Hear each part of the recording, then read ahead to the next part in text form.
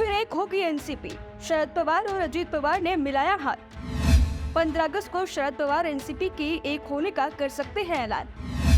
शरद पवार के साथ secret meeting में क्या हुआ, अजीत पवार के करीबी ने खोल दिया राज। पुणे में शरद पवार और अजीत पवार के बीच हुई बैठक से उद्धव और कांग्रेस बेचैन।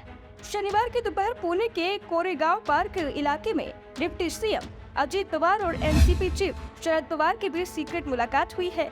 यह मीटिंग उद्योगपति अतुल चौरड़िया के बंगले पर हुई है और इसके बाद से ही महाराष्ट्र की राजनीति में हलचल मच गई है। सवाल उठता है कि आखिर शरद पवार ने अपने भतीजे से क्या बात की है। सबसे बड़ी बात तो ये है, इस सीक्रेट मीटिंग में महाराष्ट्र एनसीपी के अध्यक्ष जयंत पाटिल और पवार कैंप के 2 विधायक भी मौजूद थे। यह बैठक शनिवार दोपहर करीब 2 बजे से एक होटल में होनी थी, लेकिन किसी वजह से रद्द कर दी गई। बाद में यह बिजनेसमैन अतुल चौरड़िया के बंगले पर हुई। चौरड़िया पवार फैमिली के करीबी हैं।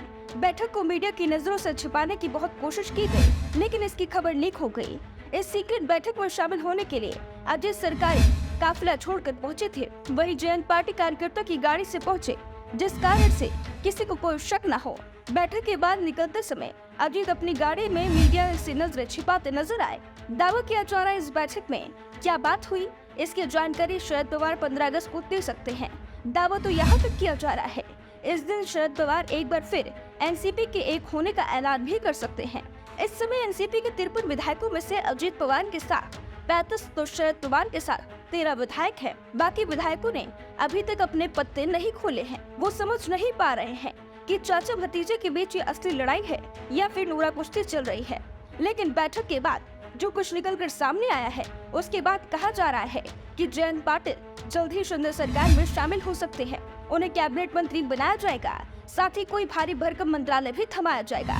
जयंत पाटिल के शिंदे सरकार में मंत्री बनाए जाने की चर्चाएं पिछले सप्ताह भर से चल रही है।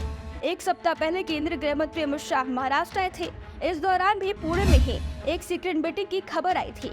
दावा किया गया था जयंत पाटिल और अमित शाह के बीच एक 5 स्टार होटल में मीटिंग हुई है। देर रात को हुई इस मीटिंग में शाह और पाटिल के साथ अजीत पवार और देवेंद्र फडणवीस भी मौजूद थे। सभी के बीच लंबी चर्चा हुई और इसके बाद खबर आई कि जयंत पाटिल भी अजीत पवार के साथ आ रहे हैं। उन्हें भी शिंदे सरकार में मंत्री बनाया जाएगा। वो बात अलग है कि जयंत पाटिल इन खबरों पर लगातार खंडन कर रहे हैं। दावा कर रहे हैं कि उनके साथ एनसीपी के ही 2 विधायक देर रात तक थे। शरद पवार के साथ ही देर रात तक वो चर्चा करते रहे।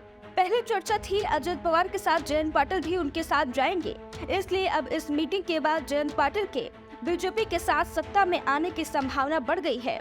अगर पार्टी का प्रदेश अध्यक्ष जयंत पाटिल अजीत पवार के साथ जाते हैं तो मूल पार्टी अजीत पवार के पास चली जाएगी। अगर जयंत पाटिल अजीत पवार के साथ जाते हैं तो उन्हें बड़ा मंत्री पद भी मिल सकता है। हालांकि ऐसे हालात है कि अब शरद पवार की क्या भूमिका होगी, इस पर सभी की निगाहें टिकी हुई है। शरद पवार की सहमति के बिना जयंत पाटिल बीजेपी के साथ नहीं जाएंगे, ये तो तय माना जा रहा है। शरद पवार को बताकर जयंत पाटिल अजीत पवार के साथ जा सकते हैं। पुणे में हुई इस बैठक के बाद अब महाराष्ट्र की राजनीति में नई चर्चाएं छिड़ गई हैं। हर किसी की नजर शरद पवार पर है। जिस तरह से शरद पवार और अजीत पवार के बीच बैठकें हो रही हैं, उसके बाद से कांग्रेस और शिवसेना का उद्धव गुट बेचैन दिखाई दे रहा है। बेचैनी महाराष्ट्र के सीएम एकनाथ शिंदे और उनकी पार्टी में भी दिख रही है, क्योंकि बीजेपी जिस तरह से अजीत पवार को आगे बढ़ा रही है, उसके बाद कहा जा रहा है कि वो शिवसेना से किनारा कर सकती है। इस मुलाकात के दौरान जयंत पाटिल भी मौजूद थे। इसके अलावा 2 और विधायक भी मौजूद थे। जानकारी के मुताबिक यह मुलाकात करीब आधे घंटे तक चली। इसमें अजीत पवार और शरद पवार के बीच कई मुद्दों पर चर्चा हुई। अजीत पवार के पास करीब 35 विधायक हैं, जबकि शरद पवार के पास करीब 13 विधायक हैं। बंटवारे के बाद यह मीटिंग अहम मानी जा रही है। हर कोई देखना चाहता है तो शरद पवार अलग फैसला लेते हैं क्या, यह भी देखना है कि इसका महाविकास अघाड़ी पर कोई असर पड़ेगा